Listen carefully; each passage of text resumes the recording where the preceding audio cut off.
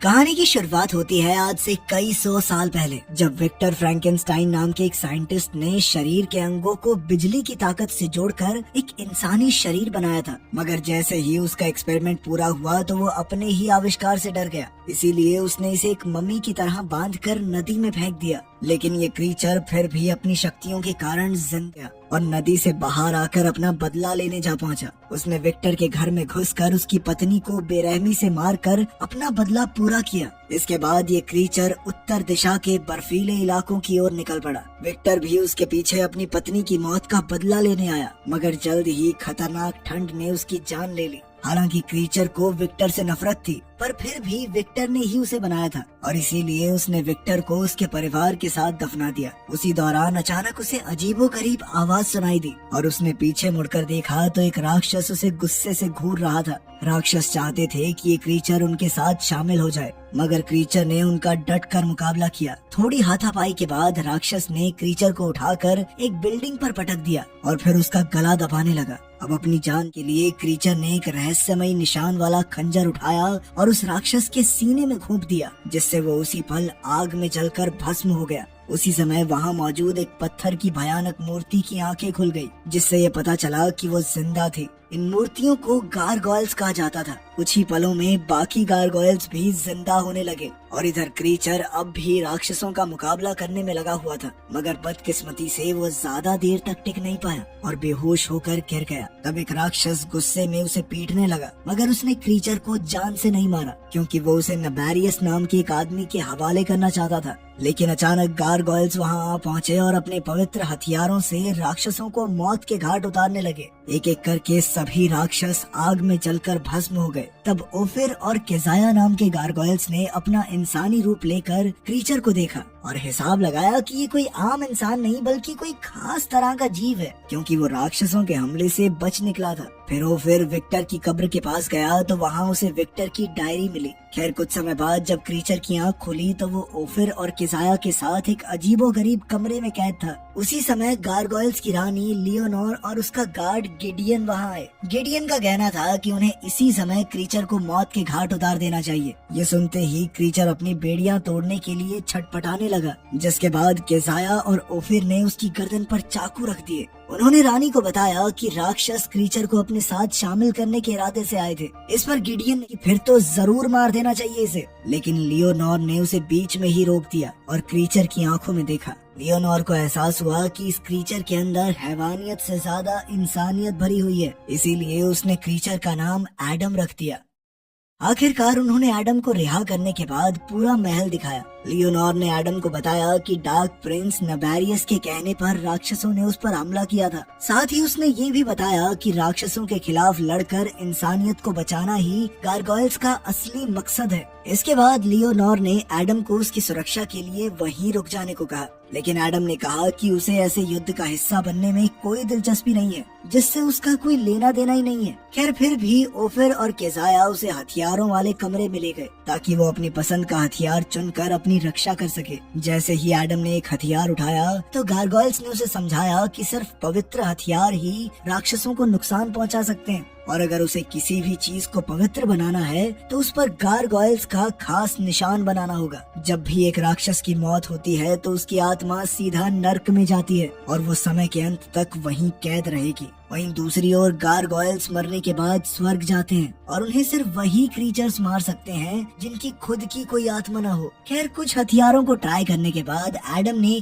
और महल से बाहर चला गया। उधर लियोनोर और गिडियन को विक्टर की डायरी तिजोरी में छुपाने का हुक्म दिया गया। इसके बाद एडम तो अपने रास्ते निकल पड़ा और इसी तरह दुनिया घूमते घूमते उसे सैकड़ों साल बीत गए, लेकिन उसकी उम्र बिल्कुल भी नहीं बढ़ी। इसी दौरान राक्षस उसका पीछा करते हुए उस पर लगातार हमले करते रहते। बार बार होने वाले इन हमलों की बदौलत एडम भी उनका मुकाबला करना सीख गया। अब तो वो उनके आने से पहले ही जाल बिछा देता था और राक्षस उस तक पहुँचने से पहले ही जलकर राख हो जाते। आखिरकार उसे एहसास हो चुका था कि वो दुनिया के किसी भी कोने में क्यों न चला जाए, राक्षस उसे ढूंढकर उस पर हमला करते ही रहेंगे। फिर एक दिन उसने शहर वापस जाने का फैसला किया और जब वो इतनी सदियों के बाद वहाँ पहुँचा तो इतना बदलाव देखकर हैरान रह गया। वो जिंदगी के सारे सच जानने की खोज में घूमते हुए एक क्लब में घुसा, जहाँ उसे एक खास आदमी दिखाई दिया। फिर उसने इस आदमी का पीछा किया और एक सुनसान गली में पहुंचा, मगर वहाँ परछाई में छुपा हुआ एक राक्षस अचानक से उस पर हमला करने लगा। एडम ने उसी समय उसका गला घोंटते हुए पूछा कि नबेरियस कहाँ मिलेगा। तभी एक पुलिस वाला वहाँ आ गया तो एडम ने राक्षस को अपनी ढाल बना लिया, पर फिर राक्षस ने खुद को छुड़ाकर उसका हथियार तोड़ डाला और साथ ही पुलिस वाले को मार दिया। तभी 2 और राक्षस वहाँ आ गए, पर एडम ने कुछ ही पलों में उनका खात्मा कर दिया। अब पहले वाला राक्षस वहाँ से भाग निकला तो एडम भी उसके पीछे निकल पड़ा। भागते भागते वो एक बिल्डिंग की छत पर जा पहुँचे, पर तभी राक्षस छत से नीचे कूद गया। अब एडम उसे पकड़ना चाहता था, पर उसी पल एक गारगोयल एडम को उठाकर ले गया। वहीं दूसरे खुफिया लैब में टेरा और काल नाम के साइंटिस्ट एक खास एक्सपेरिमेंट पर काम कर रहे थे। उन्होंने एक मरे हुए चूहे को भारी भरकम मशीन से बांध दिया और मशीन चालू होते ही चूहे की धड़कनें फिर से चलने लगी, लेकिन फिर कुछ ही पलों में उसे दिल का दौरा पड़ गया। उसी समय मशीन अचानक बंद पड़ गई, पर काल को इस बात की खुशी थी कि कुछ पलों के लिए ही सही, पर धड़कन तो चली। इधर इस प्रोजेक्ट का मालिक नबेरियस ये सब देख रहा था। उसी समय जो राक्षस एडम पर हमला करके आया था वो नबेरियस के सामने आया और पूरी कहानी बढ़ा चढ़ा कर सुनाई, मगर जल्द ही नबेरियस को उसके झूठ पर शक हो गया और उसने राक्षस को जोरदार मुक्का दे मारा। वहीं दूसरी ओर गारगोयल एडम को उड़ाकर महल में ले आया था और ये सब बाहर मौजूद एक राक्षस ने देख लिया था। महल में पहुंचने के बाद गारगोयल अपने इंसानी रूप में आ गया और तब पता चला कि वो कोई और नहीं बल्कि ओफिर था। उसी पल अंधेरे में से कई गारगोयल्स बाहर आ गए और उन्होंने जबरदस्ती एडम के हाथ पैर बांध दिए। आखिर में गिडियन ने तो उसके गले में एक लोहे का पट्टा तक डाल दिया। इसके बाद एडम को एक कुर्सी पर बांध दिया गया और फिर लियोनोर ने वहां आकर कहा कि उन्हें अपनी लड़ाई परछाई की तरह छुपकर लड़नी होगी। तब गिडियन ने कहा कि एडम की लापरवाही की वजह से पुलिस वाले की जान चली गई। इसके बाद लियोनोर और गिडियन ने मिलकर फैसला किया कि एडम को कैद में रखना ही ठीक होगा। इस पर एडम गुस्से से भर गया और उसने लियोनोर से कहा कि तुम भी कोई नबेरियस से कम नहीं हो। ये सुनते ही लियोनोर का चेहरा गुस्से से पत्थर की मूर्ति जैसा हो गया। वहीं दूसरी ओर नबेरियस ने राक्षसों को एडम को जिंदा पकड़कर लाने का हुक्म दिया और एडम को पकड़ने के लिए राक्षसों का एक झुंड गुस्से में सड़कों पर निकल पड़ा। उधर गार्गोयल्स ने महल की छत से उन्हें आते हुए देखा तो उन्होंने राक्षसों पर हमला बोल दिया और आसमान में घमासान युद्ध छिड़ गया। गार्गोयल्स एक एक करके सभी राक्षसों को आग में भस्म कर रहे थे, पर ये भी राक्षसों की एक चाल ही थी। असल में जुरील नाम का एक राक्षस अपनी फौज के साथ ऊंची बिल्डिंग्स की छत पर छिपा हुआ था और जल्द ही वो सब एक साथ महल की ओर कूद पड़े। अब वो गार्गोयल भारी पड़कर उन्हें मौत के घाट उतारने लगे। तब गार्गोयल्स की आत्मा नीली रोशनी बनकर स्वर्ग में जाने लगी। ये देखकर गिडियन ने केजाया और ओफिर को एडम की सुरक्षा के लिए भेजा। फिर उसने अपने 3 हथियारों को जोड़कर एक शक्तिशाली हथियार बनाया और महल में घुसने वाले राक्षसों का सामना करने के लिए निकल गया। अचानक सैकड़ों राक्षसों का झुंड एक साथ महल में घुसकर भयंकर हमला करने लगा, पर गिडियन और उसके 2 साथियों ने मिलकर अपनी जबरदस्त ताकत और बहादुरी से राक्षसों को धूल चटा दी। फिर गिडियन ने कुछ राक्षसों को मारकर खिड़की से बाहर फेंक दिया और खुद गार्गोयल का रूप लेकर उड़ गया। उधर ओफिर और केजाया एडम की सुरक्षा कर रहे थे तो एडम कहने लगा कि मेरे बिना तुम ये लड़ाई नहीं जीत पाओगे, आजाद कर दो मुझे। आखिरकार ओफिर ने उसे रिहा करके एक हथियार दिया और उसी पल राक्षसों ने दरवाजा पीटना शुरू कर दिया। तब एडम ने खुद ही दरवाजा तोड़कर उसे ढाल बना लिया और राक्षसों के ऊपर टूट पड़ा। पीछे से ओफिर और केजाया भी एक एक करके राक्षसों को मौत के घाट उतार रहे थे। अचानक एक राक्षस ने केजाया की पीठ पर वार कर दिया और वो दर्द से कराहते हुए नीचे गिर गई। तभी ओफिर पर भी जानलेवा वार हुआ और केजाया ने अपनी आंखों के सामने ओफिर को मरते देखा। फिर जैसे ही 12 बजे तो घड़ी की घंटी बजी, जिसके बाद गिडियन महल के सबसे ऊपरी टावर पर जाकर खड़ा हो गया। उसने देखा कि उसके लोग धीरे धीरे मरते जा रहे थे तो वो गुस्से में चिल्लाता हुआ तेजी से नीचे की तरफ उड़ा। उसके रास्ते में जो भी राक्षस आया गिडियन ने एक ही पल में उसका सर धड़ से अलग कर दिया। गिडियन का ऐसा भयानक रूप देखकर जल्द ही राक्षस वहाँ से भागने लगे और बचे हुए गार्गोयल्स उनके पीछे दौड़े। उधर महल में एडम ने केजाया के जख्मों पर मरहम लगाने की कोशिश की, पर केजाया ने कहा कि उसे मदद की जरूरत नहीं। असल में केजाया और ओफिर एक दूसरे को चाहते थे, लेकिन गार्गोयल्स की वजह से वो कभी एक न हो सके। मगर अब वो दोनों स्वर्ग में मिलेंगे और हमेशा के लिए एक हो जाएंगे। उसी पल किसाया की आत्मा नीली रोशनी के रूप में स्वर्ग में जा पहुंची। इसके बाद एडम को एक राक्षस मिल गया तो उसने उससे सारी जानकारी निकालने की कोशिश की। उधर लियोनोर ने अपने गार्ड्स को हुक्म दिया कि बाकी गारगोयल्स की मदद करें। तभी अचानक एक राक्षस खिड़की तोड़कर अंदर आ घुसा और लियोनोर पर हमला करके उसे अगवा कर लिया। इधर एडम को पता चला कि ये सारी लड़ाई असल में एक चाल थी, क्योंकि राक्षसों का असली मकसद तो गिडियन और उसके गार्ड्स को महल से दूर ले जाना था ताकि वो लियोनोर को अगवा कर सके। कुछ देर बाद कुछ गारगोयल्स एक राक्षस को पकड़कर एडम के सामने लाए तो एडम ने उसे बुरी तरह पीट कर लियोनोर का पता बताने को कहा। पहले तो वो राक्षस एक शब्द बोलने को राजी नहीं था, पर फिर एडम ने उसे पवित्र अमृत में फेंकने की धमकी दी, जिससे राक्षस के चेहरे से धुआं निकलने लगा। आखिरकार उस राक्षस ने खुलासा किया कि जुरील लियोनोर की जान के बदले एडम को अपने साथ शामिल करना चाहता है। ये सुनकर एडम ने उस राक्षस को पवित्र अमृत में डुबोकर मार डाला और महल से बाहर निकल गया। कुछ देर बाद गिडियन वापस लौटा तो उसे सारी कहानी पता चली तो वो सीधा तिजोरी की ओर चल पड़ा। बाकी गारगोयल्स ने उसे सावधान किया कि तिजोरी से सामान निकालना कानून के खिलाफ है, मगर गिडियन ने किसी की नहीं सुनी और अंदर जाकर विक्टर की डायरी निकाली और कानून तोड़ने के लिए भगवान से माफी मांगी। कुछ समय गिडियन उसी बिल्डिंग में जा पहुंचा जहां जुरील ने लियोनोर को कैद किया था। जल्द ही एडम भी वहां पहुंचा, पर वो किसी के सामने नहीं आया। कुछ ही पलों में वहाँ कई राक्षस इकट्ठा हो गए और तब गिडियन ने लियोनोर की आजादी के बदले में राक्षसों को विक्टर की डायरी देने का ऑफर दिया। हालांकि लियोनोर ने उसे ऐसा करने से मना किया, मगर फिर भी गिडियन ने उसे जुरील के पैरों में रख दिया। जैसे ही जुरील डायरी उठाने के लिए झुका तो उसी पल गिडियन लियोनोर को उठाकर तेजी से उड़ गया। उसी समय एडम अंधेरे से बाहर आया ताकि वो राक्षसों का मुकाबला कर सके, लेकिन जुरील डायरी लेकर वहाँ से भाग निकला और एडम राक्षसों को खत्म करने लगा। उसने कुछ ही पलों में सभी राक्षसों को मौत के घाट उतार दिया और फिर जुरील का पीछा करने लगा।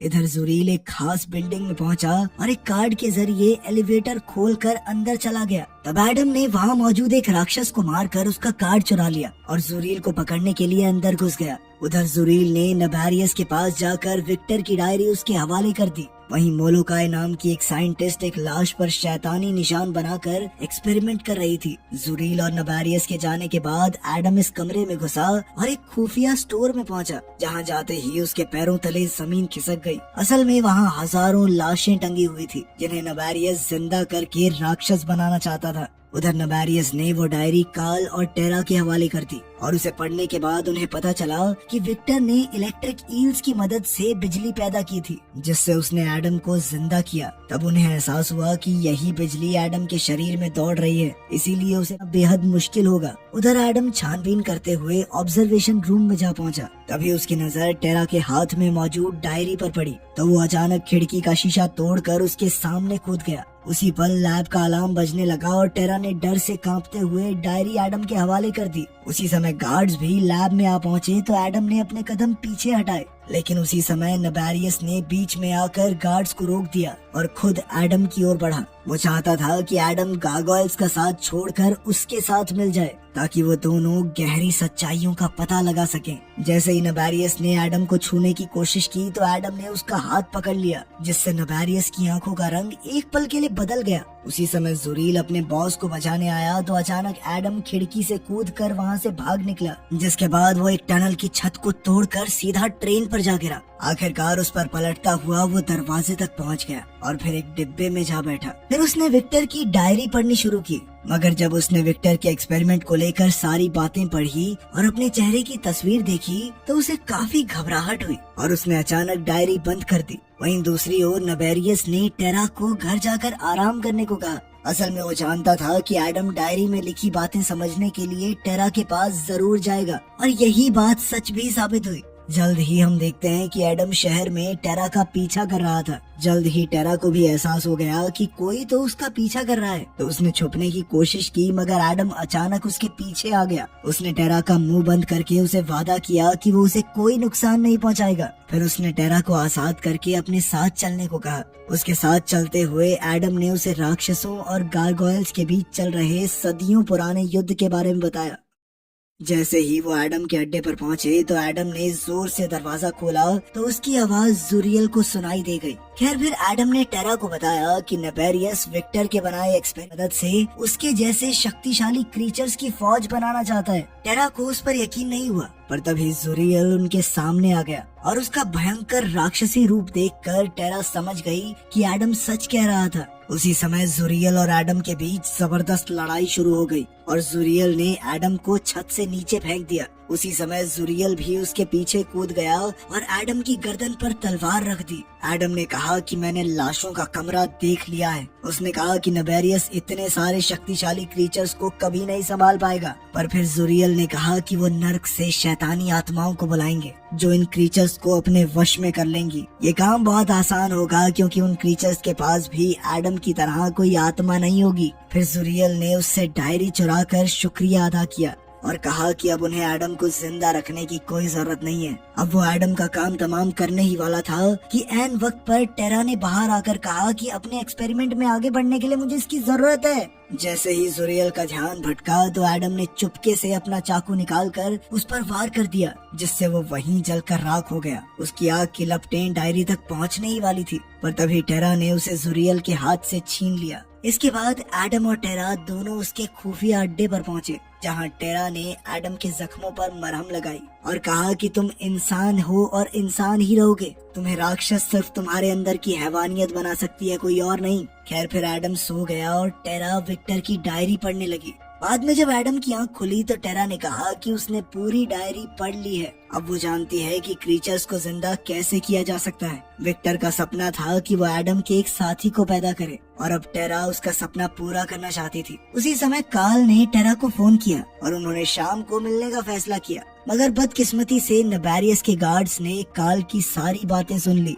खैर इधर टेरा कार्ल से मिलने निकल गई, पर जाने से पहले उसने एडम से कहा कि वो उसका पीछा न करे। तब एडम ने उसे सुरक्षा के लिए अपना चाकू दे दिया। आखिरकार जब टेरा कार्ल से मिली तो पता चला कि कार्ल ने नेबेरियस के दबाव में आकर उसे मिलने बुलाया था। तब टेरा ने उस चाकू से अपना बचाव करने की कोशिश की, मगर गार्ड ने तुरंत उसकी कलाई मरोड़कर चाकू फेंक दिया। दूसरी ओर एडम गारगोयल्स के महल में पहुंचा, जहां गारगोयल्स ने उसे पकड़कर लियोनोर के सामने पेश किया। एडम ने लियोनोर के सामने नेबेरियस का पूरा मकसद बताया। एडम ने कहा कि टेरा की जान खतरे में है और उसे उसकी रक्षा के लिए जाना होगा। तब लियोनोर ने एडम और टेरा का साथ देने का वादा किया और फिर एडम टेरा को ढूंढने निकल पड़ा, मगर उसके जाते ही लियोनोर ने गिडियन को एडम का पीछा करने को कहा। गिडियन को एडम से डायरी चुरा कर उसकी जान लेने का हुक्म दिया।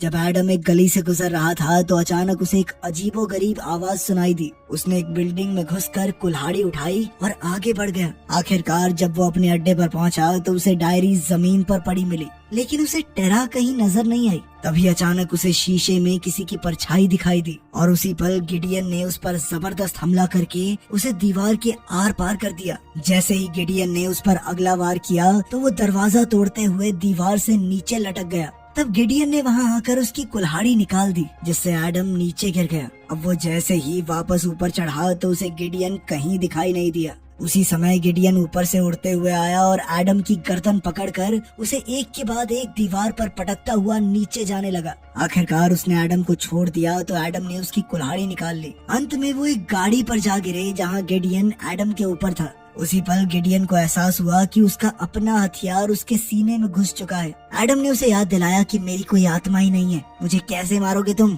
और तभी गिडियन नीली रोशनी के रूप में स्वर्ग चला गया। इस रोशनी को देखकर दो गारगोयल्स तुरंत उस जगह पर आ पहुँचे, पर वहाँ उन्हें सिर्फ गिडियन के कपड़े मिले, जिन्हें वो लियोनोर के सामने ले गए। वहीं दूसरी ओर लैब में टेरा ने नेबेरियस की मदद करने से इनकार कर दिया, तो नेबेरियस ने गुस्से में आकर कार्ल को मार डाला ताकि टेरा उसका हुक्म माने। अब टेरा के पास कोई चारा नहीं था, इसीलिए उसने कार्ल को मशीन में लेटाया और विक्टर के एक्सपेरिमेंट से मिली जानकारी की मदद से उसे फिर से जिंदा करने का काम शुरू कर दिया। इधर मोलोकाई ने ये सारा एक्सपेरिमेंट कॉपी करके सैकड़ों लाशों को जिंदा करने का काम शुरू कर दिया था। स्क्रीन पर दिखाई जा रही परसेंटेज बहुत धीरे धीरे बढ़ रही थी, यानी इस काम में अभी वक्त लगेगा। उधर एडम को वही चाकू मिला टेरा को दिया था। उसने गुस्से में आकर डायरी को आग में भस्म कर दिया और महल में जा पहुंचा। उसने अपनी बाहें उठाई ताकि गारगोयल्स उसे देख सकें और फिर वहाँ से चला आया ताकि गारगोयल्स भी उसका पीछा करें। जैसे ही एक गारगोयल ने उस पर हमला करने की कोशिश की तो एडम ने उसे एक कार पर पटक कर चींटी की तरह मसल दिया। फिर लियोनोर के आदेश पर कई और गारगोयल्स एडम पर हमला करने आए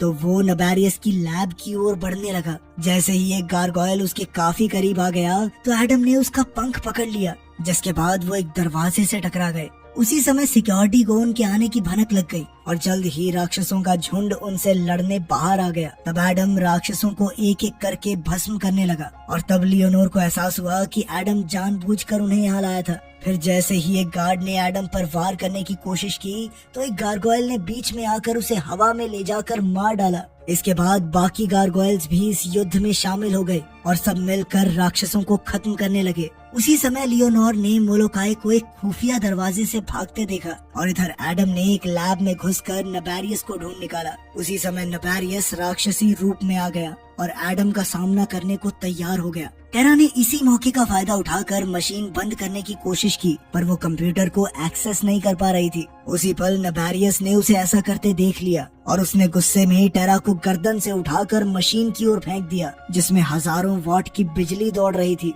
लेकिन ऐन वक्त पर एडम ने टेरा को हवा में ही पकड़ लिया, लेकिन इस दौरान वो खुद मशीन से टकरा गया, जिससे उसे जोरदार बिजली का झटका लगा। आखिरकार टेरा और एडम जमीन पर जा गिरे और एडम दर्द से कराहने लगा। वहीं दूसरी ओर लियोनोर और कुछ गारगोयल्स मोलोकाई की लैब में जा पहुंचे, जहां उन्होंने क्रीचर्स की लाशें और मशीन देखी। उसके मुताबिक इन्हें जिंदा करने का 40% काम पूरा हो चुका था। इधर नबेरियस ने एडम को उठाकर कहा कि मैं जानता हूँ कि तुम्हें भी आत्मा चाहिए। फिर नबेरियस ने उसके माथे पर एक शैतान बनाया और मंत्र पढ़कर नर्क से शैतानी आत्माओं को बुलाने लगा। वहीं राक्षसों की लैब में 92% काम पूरा हो चुका था और अब कई शैतानी आत्माएं क्रीचर्स के शरीर में जा चुकी थी, जिससे वो जोर जोर से चिल्लाने लगे। तब लियोनोर ने अपने गारगोयल्स को सब कुछ तहस नहस करने का हुक्म दिया तो उन्होंने वहाँ पर तबाही मचा दी। तभी एक आत्मा एक क्रीचर के अंदर घुसी जो 100% जिंदा हो चुका था और वो चिल्लाना बंद करके एक राक्षस बन गया,